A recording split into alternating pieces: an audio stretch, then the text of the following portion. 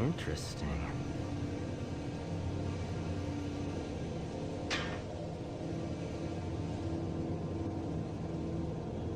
Ah, you surprised me. I'm glad to see you. I would have hoped they would have sent more than just one guy, though. I've been studying one of the specimens we brought back to see if there's something physiological that would be a weakness, a way to stop them. I found nothing so far. Haven't had enough time. I'm gonna stay here and keep looking. It's the only thing I can do. There are combat supplies in the storage cabinet in the next room. The code is 624. I hope you can use it.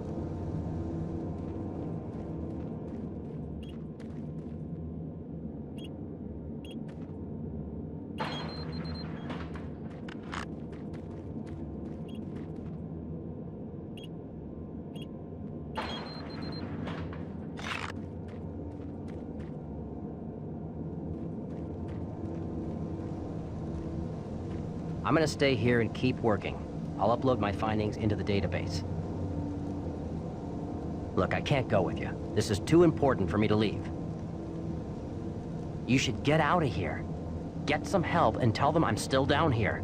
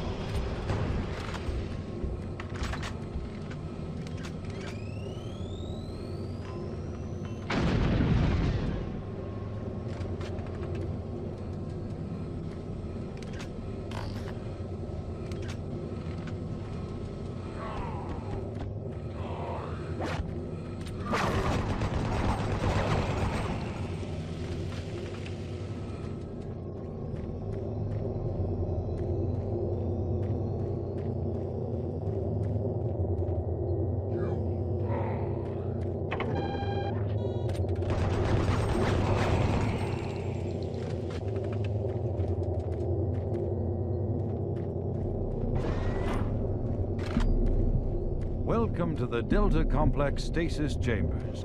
This facility was constructed to house and study the extra-dimensional beings, which were recovered during some of the first teleporter tests originating from Delta Level 3. While little is known about their native environment, the specimens appear to be carbon-based life forms with extremely high heat tolerances. The epidermal tissue is extremely resilient to abrasion or incision, which has complicated internal studies. Observational studies have shown incredible strength and agility, as well as the ability for some specimens to manifest and control cohesive plasma masses. The method by which these plasma masses are created is yet unknown. It is believed that the specimens possess a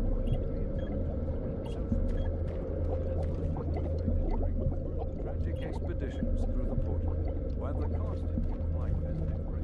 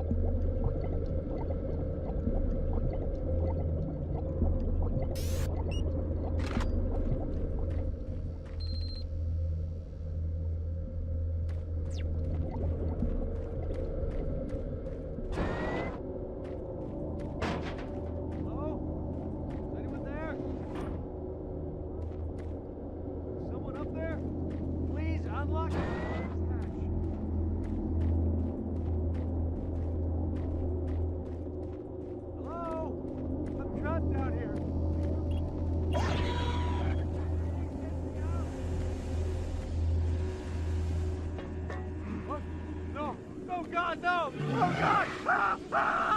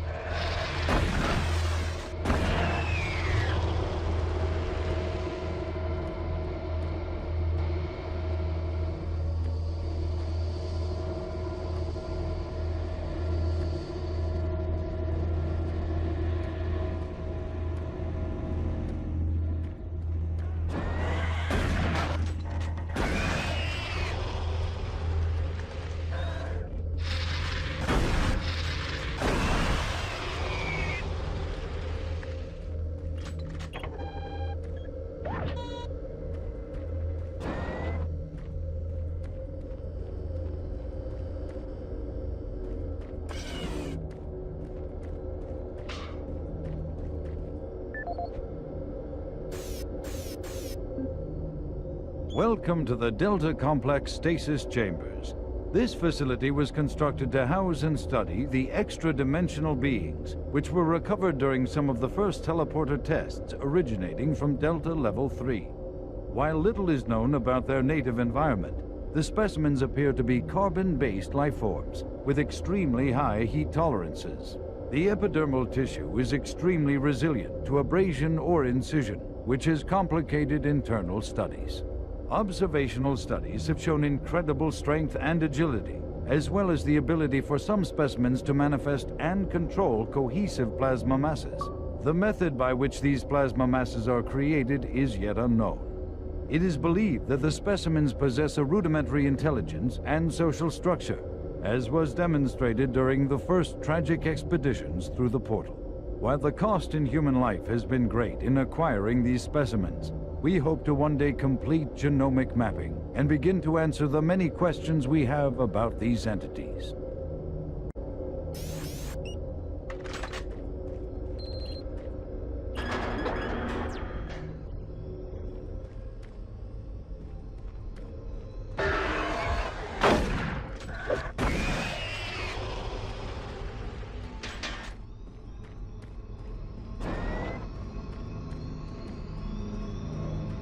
What you see before you is a code named U1, or simply Soul Cube.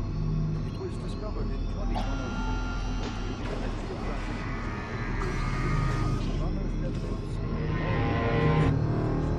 We know nothing of this civilization other than they existed, and that they were all wiped out in some type of cataclysmic event. What we believe they know from stone tablets found throughout. What clues we have been able to piece together reveal a new story in that.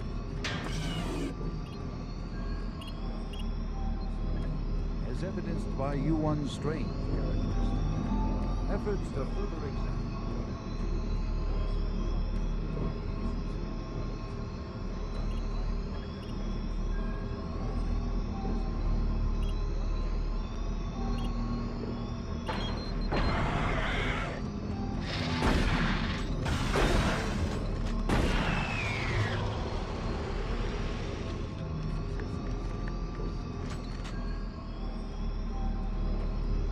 I have the Soul Cube in hell, and you will never find it.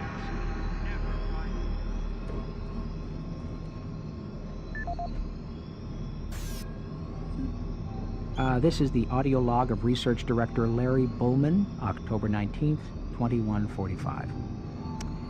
I've been examining the glyphs on the cube-shaped artifact, which some are calling the Soul Cube, and combined with previous research data, it is my conclusion the device is some sort of weapon. If the power fluctuations would stop long enough for me to get the linguistic CPU online, then I am sure my theory would be verified. You know, I'll take this opportunity to lodge yet another complaint about the continual power problems. Living in this godforsaken base is bad enough without having to watch the lights flicker constantly. It's just... Well, never mind. Back to the task at hand. What I've deciphered so far is a bit, I must say, disturbing. It seems that when one has possession of the artifact, if one inflicts damage or possibly kills another being, it extracts power from that event somehow. Now, once a certain threshold has been reached, the artifact has the ability to kill anything you attack with it. How you attack with it, I'm frankly not certain, indicating that the artifact is autonomous in some way. To date, I've only deciphered about, 2/3, give or take, of the markings, but my initial glance at the rest of them indicates it harbors some far greater power. As you know, at this time we have not seen any reaction from the cube, and it has withstood any scanning, abrasion, or other test beyond picking it up and examining it. I suspect that just like the civilization that constructed it, its capabilities are diminished to the point of being useful only as a paperweight. End of log.